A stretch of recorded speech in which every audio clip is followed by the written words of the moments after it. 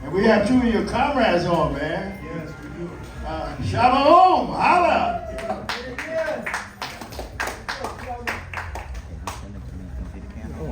He's here somewhere. I know, you're going to get me an open when I get there. Hey, brother. There we go. Unmute yourself. Afeni Shakur was one of the first people that I met. And Shaba shares a story about how powerful she was, how blown away that we were. And a very short version of the story everyone knows. I came in that day thinking that the Panthers were going to give me a gun and send me out to kill a white dude, because they told me, my friends told me that's what you had to do to be a Panther. And instead, they gave me a stack of books, Wretched of the Earth included, and made me understand that it wasn't about killing white people or anyone, that it was about class struggle and unity. But I had stood up and said, oh, me, choose me, I'd kill a white dude right now. And everybody looked at me, you know. But after Lumumba broke it down as to what was really going on, Lumumba Shakur, Afeni's husband, after the meeting, Afeni came up to me and she said, how old are you? And I was 15 years old, but when you're a kid, you think if you put it up a year, that means something. I'm 16 and a quarter. She was like, you look like you're 13 years old, go home. And she was literally chasing me out the office, telling me to go home, and I refused to go. And she said, I'm going to keep my eye on you. And that became the beginning of a relationship with Afeni as my big sister from that point until she joined the Ancestors in 2016. And when, on the Panther 21 case, and I have to acknowledge, you know, my brother Shaba, but also brother Sundiata Okoli.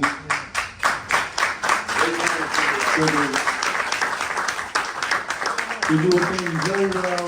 There we go. All right.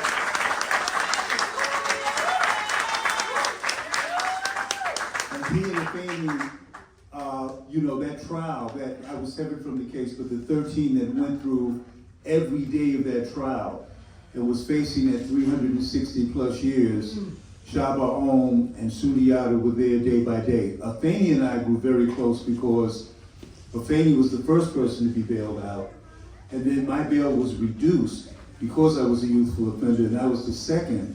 And so for a few months, it was Afeni and I that were traveling the country, raising awareness and funds for the Panther 21, but also we were officers of the Black Panther Party. And everybody here who is a Panther veteran and a community worker know that we all did everything. So the breakfast program, the security, organizing. So if we got 4 hours sleep a night, that was, you know, that was it. So it wasn't celebrity status in that you're Panther 21 and you're not doing these other things. We grew very close.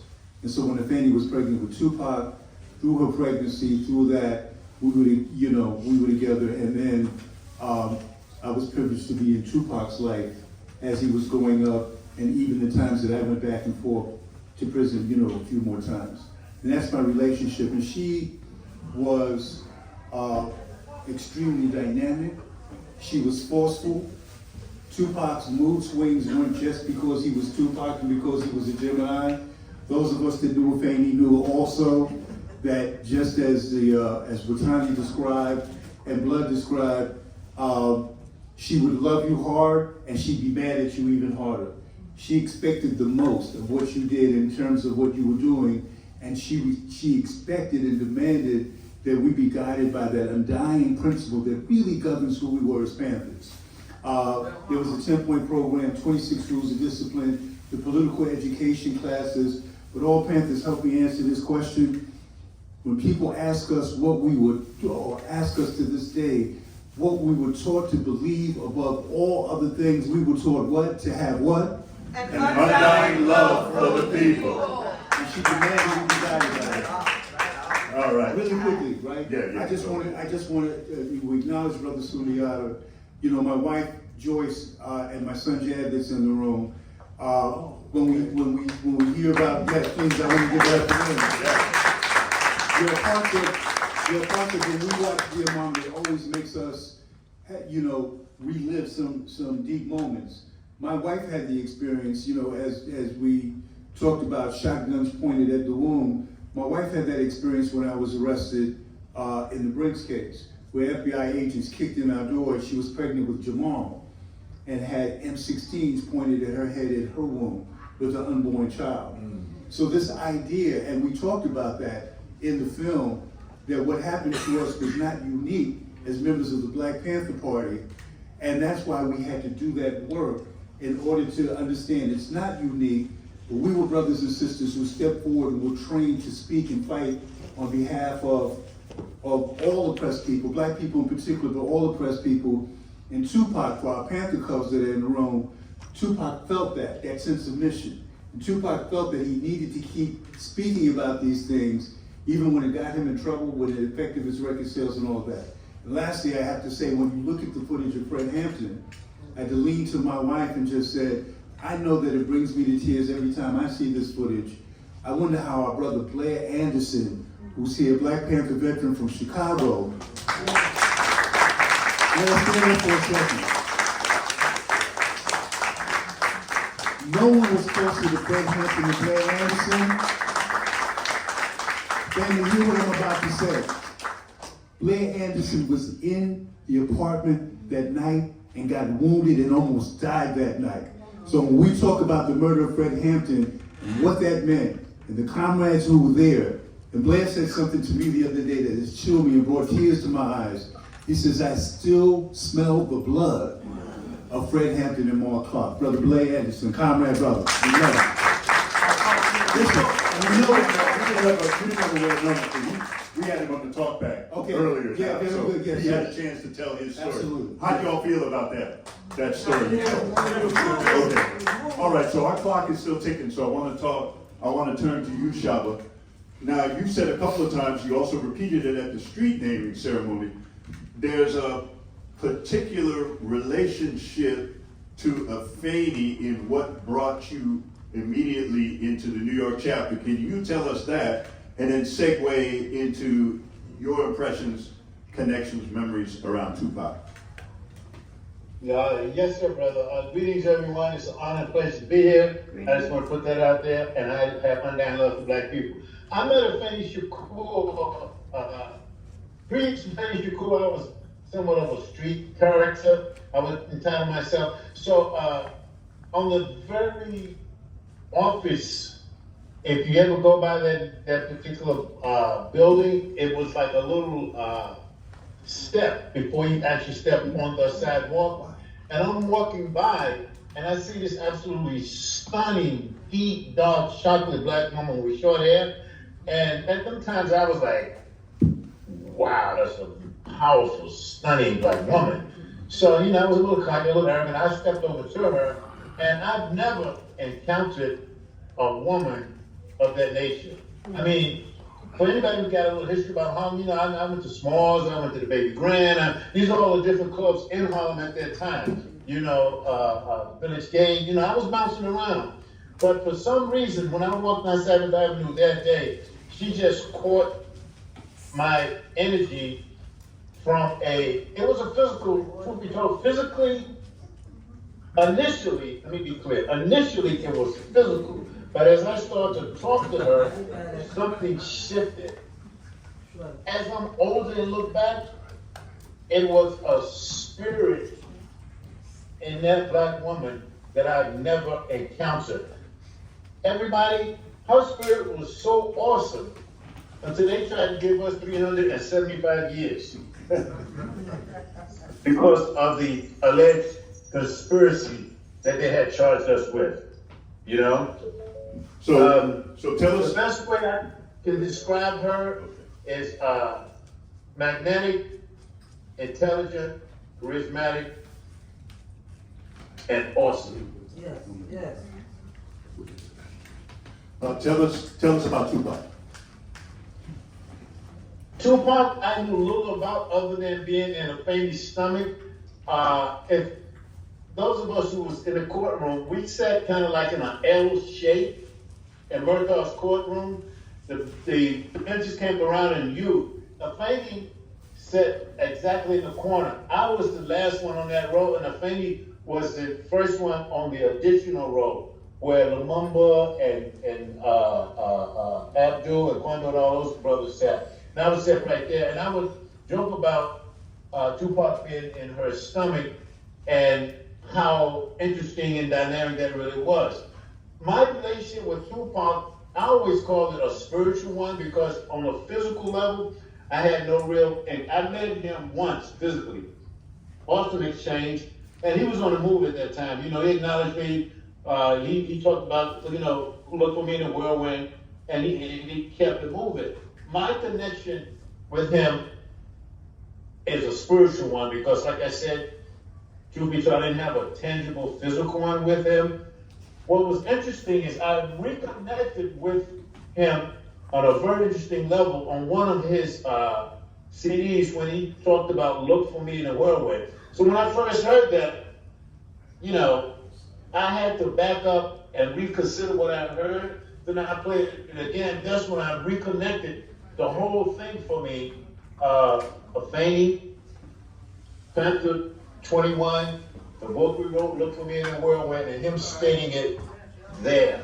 That was my real connection with him. And as I'm saying now, and I will always say, it was a spiritual connection. He didn't have no choice but to be who he is. I'm not going to say it was because the spirit is forever. He had no choice to be who he is based upon the dynamics of his surroundings and the birth canal that he came through. It was a tough decision. Yeah, please. Afeni was married to Lumumba Shakur when she was pregnant with Tupac. Lumumba was not the father. Afeni was out of jail. And Afeni made a decision to keep Tupac. Afeni didn't think she could have children. She had been with Lumumba. She had, you know, other men, you know, in her life. And she made this decision knowing that it was going to be really difficult, tough. Lumumba was no joke. He was fiery. And so when she made that decision, that was the end of their marriage. So Afeni had to deal with that, defend herself, deal with all of that kind of controversy. So when we say that Tupac was born in a storm, and that Tupac, you know, was in jail before he was even born, he came out fighting and screaming, and that's, you know, part of why Afeni named him Tupac Shakur after the great Inca warrior. All right, so our time is running down, and I'm going to turn it over to the audience. Just one quick question about the filmmaking process. I'm going to get to that. Okay. I just want to get one question. Yes. Make sure they get a chance, and then Absolutely. we'll come to that. And so, just so you know, the question will be, the first thing is we've got a whole list of executive producers, so we want to tell folks what executive producers do, and then you can talk about the process. Right. All right. Absolutely. Okay. So who's got a question here? Now, we're not looking for diatribes or polemics, but if somebody has a question. Okay. Well, his hand shot up, and then I'll get to you. Okay. Peace and blessings, y'all. Can I hold it? My fault. No, that's All right. Yeah. Peace, brothers. Well, right, we spoke a lot. Absolutely. I do have a, I just want to know, like, the process of getting this film made, like, I'm probably speeding it up. No, that's because that's what we were going to talk about. Yeah, I wanna I know, was like, hoping the audience would bring I it want to up. Go ahead. know, I do want to know, how would you be able to connect with the Hughes brothers? Did they reach out to you? And who was chosen to speak about the Black Panther Party in New York? Yeah, absolutely. So I'm one of the executive producers of the film. Allen Hughes is the director, and he did a brilliant job. Let's give it up for Allen Hughes in terms of what he did. You know, the people that he worked with, there was a core people that work closely, so we got to be part of the filmmaking process and a little bit of the editing process. It took 4 years to get this film made. Originally, the director was Steve McQueen, brilliant brother from England, and then that didn't work out for a number of these reasons. And then we all thought Allen Hughes, and especially since Allen Hughes had made the Defiant Ones for HBO. And Allen's philosophy about that and what he wanted to do with this is that he said, let's use this Trojan horse approach. In other words, people will watch this because of Tupac Shakur. And for a long time, a lot of us and a lot of the projects that I had done for the estate and for the family always said you can't really tell Tupac's story without telling Afeni's story. And up until that point, she was a Black Panther, she had a drug problem, she got better, he wrote Dear Mama, and she's great. But we knew that he was so intertwined, and truly, the man that Tupac loved the most in his life, the woman that Tupac loved most in life was Afeni, and vice versa in terms of her son. And so Allen said, we'll use Tupac to get into people's living room, a Trojan horse, and then we'll open the doors and show them America, and show them the struggle for liberation, who they really were. And we set out to make that story. You know, in the Panthers, we used to say the politics is personal and the personal is political. And that if we told their stories right, the political education and the things that we wanted to come through would come through. But because it was so personal, would have the reaction that we were glad that we've gotten. The people who didn't know Afeni or Tupac may not have been fans or aware before have really responded to Dear Mama. We've gotten calls from young mothers, from brothers in prisons, from gang members, from young students who are coming out talking about how much they are moved and inspired by the series. And that's the work that we said in the Black Panther Party when we said the only culture worth keeping is a revolutionary culture. And if we do that, we create a feeling and a heartbeat and a beat for revolution that everybody can be moved by and that everybody can dance to. Okay. This is for somebody who has a question for Shaba Om. Anybody have a question for Shaba Om? We're going to alternate back and forth. Nobody has a question for Shaba Om? Come on, Shaba, then I'll ask you a question then. All right. So you, as an insider, what was the impact of the film on you? It's for us to see it, we're in the audience, but you were in the life that the film is recreating. I didn't completely get the question. You broke up a little bit. I heard the reality, and that was kind of like the last one I got. The basic was that all of us are watching it as outsiders. You, as a person who was in the chapter, in the New York 21, what is your reaction to the film? Ah, beautiful. My reaction to the film was absolutely fantastic. First of all, I was honored and in awe of to be asked to participate. But the film overall was absolutely excellent. I think it did a very good job of covering Tupac, and I think it did an exceptional, fine job of articulating Afeni's position as a Black Panther female on the beginning of the party, because you have to realize the party was just budding in New York, and we took off like a rocket. So my feeling about that film, and I love the concept of the Trojan horse, because it allowed people to see that not only were the Panthers human in New York and across the nation, but we had the ability to defend ourselves without all of their paperwork. Afeni was not a lawyer according to their status, but she was an absolutely phenomenal lawyer according to our status, because at the end of the day, the New York Panther 21 was acquitted. By that time, there's 13 of us, and the jury foreman acquitted all of us. I love film. I think it can be used as a teaching tool, whether you're doing political science, history, or just downright good common sense mothering. All right, anybody? You're right, I did say I would get to you. And anybody, you feel free to identify yourself if you'd like to. You did, no question. I hold on to it. Yeah, assalamu Well, yeah, my name is Michael Aziz Shabazz. I did a whole lot of time on the modern day slave plantation. I just need to reach out and communicate with you. You got it, brother. I need to get your information. Yes. Okay, all right. Anybody else? Okay.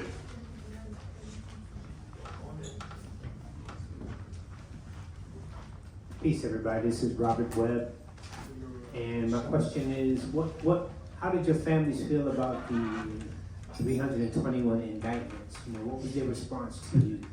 Did they provide support, or did they abandon you? For personal. Our families in general were, in the beginning, there was disbelief, shock, but for the most part, the families really stepped up in an amazing way. There's stuff that I saw in the film that I didn't realize. My grandmother, who raised me, was the daughter of slaves. Saw lynching firsthand. She was a Garveyite, but mainly a church woman, and knew what the Klan would do because she had, as I said, people that she knew, family, extended family who had been brutalized, terrorized, murdered by the Klan. And she wasn't, she was afraid for me being a member of the Black Panther Party. And then I saw a press conference, a photo that was a press conference when we were on trial.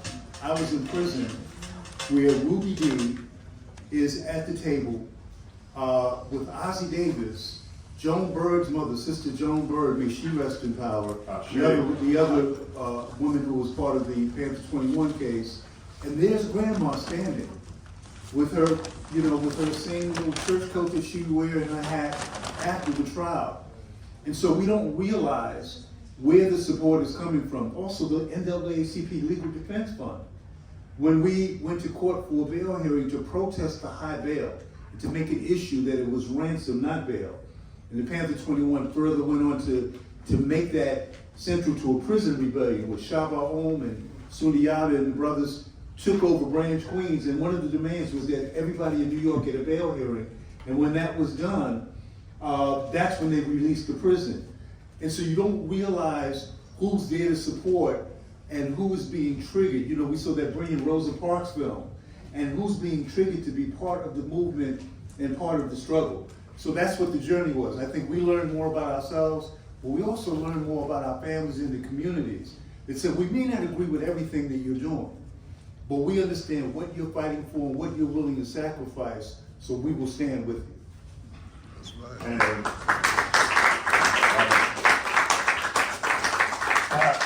May I respond to some of that? Yes, family reaction. Yes, sir. It's interesting. My family, at that time, my beloved grandmother, interesting enough, I was raised in North Carolina by my grandmother when I came back to live with my mother in New York. She prayed for me, and she told me to be careful, those men keep coming out here looking for me. And my mother was baffled and annoyed with me initially. She said the Black Panthers had brainwashed me, and after I got on trial, I saw her in court. That was one of the most delightful moments of that trial for me, to see my mom's in court. So when I saw her in court, I know that she was supporting me. Interestingly enough, they harassed my family to such an extent till it was outrageous. Now, ladies and gentlemen, listen to this fact very interestingly. I just had a family reunion last month, and my oldest sister, I love her to death, she said, Shaba, I love you, I'm so proud of you. But she said, I was glad when they got your ass. I got tired of them fucking with me, and I almost how could you feel like that? And then I thought about it. That was their intentions, to harass, intimidate, and intimidate. They had no idea where I was at. But just the fact that they put that much pressure on all of our families, no matter who, it's just that I was fortunate enough to hear it from my beloved sister, who I know loved me, that these people were relentless because they recognized something about the Black Panther Party, period, and the New York 21 case, that they was petrified They needed to wrap it up as quickly as they possibly could. And they did what they did. You know, they scooped us up in Columbus, Ohio, blah, blah, blah. But the power of the people is greater than a man's technology. That's right. And bullshit, if I may use that word phonetically. Because at the end of the day, not guilty, not guilty, not guilty, not guilty. That's why there is no room for fear. There is no room for fear. Because we all going to transition. I would rather transition on my feet than transition on my knees begging someone to free me. Thank you. Right. So I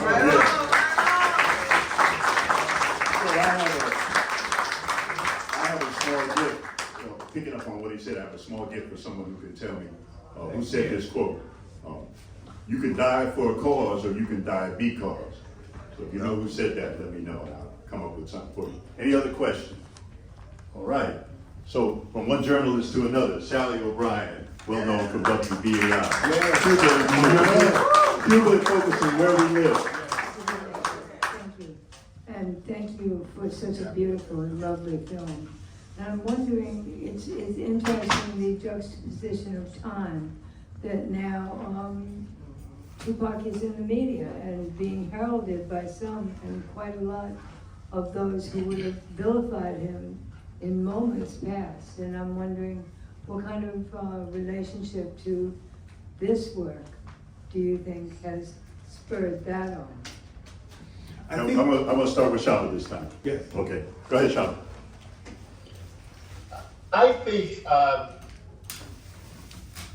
his energy, his commitment, and his fervor for the freedom of Black people and humanity as a whole is relevant right now, because nothing as far as any serious help has become a part of Black people's lives. So they're stuck with making money off of him, number one. Let's be clear, they definitely getting capital off of him. But in the process of doing that, they're exposing him. And when they expose him, we have programs of this nature that's heightened the political information and the political contradiction of what's happening in America right now, because nothing has really changed. It has been cosmetically dressed up. And the power of what you do, and I greatly appreciate you, I follow you on a regular basis, the power of what we are doing right now is very important. And to have spirits of that nature to do that work is absolutely wonderful. I want to just slip something in here. So Keith on the West Coast has been indicted and charged with Tupac's murder. There have been people for a long time, including some former detectives out there, Poole and other people, who have felt that it was bigger than just a battle between sets and that the government had some kind of hand in it. I called it Rap Intel Pro as the second generation of COINTELPRO 2.0. So if you want to talk about Tupac's impact, and if you can segue into your reflections on this arrest and where it might lead. Yeah, Tupac and I often had these conversations and often argued about this. When the East Coast, West Coast was happening, we talked about this, and I reminded him about counterintelligence program and what they were doing and how they probably were using some of the same tactics to divide East and West. We would literally fight about this. And especially had some classic visits where we kind of went back and forth about that. He began to recognize that. I've actually been in the studio recording the audio book portion of a biography that's going to be released about Tupac Shakur at the end of the month. You heard it first here. And so written brilliantly by Stacey Robinson, and I'm doing the audio book portion. And the work that Tupac was doing just weeks before his death was to squash the East Coast, West Coast beef. Right.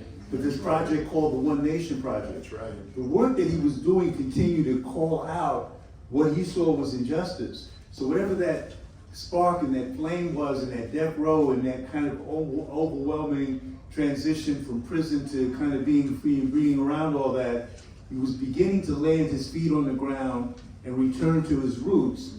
And one of the things that makes him relevant today and made him a threat was his ability to organize and to speak to everyone. When you have that kind of ability, the government will kill you.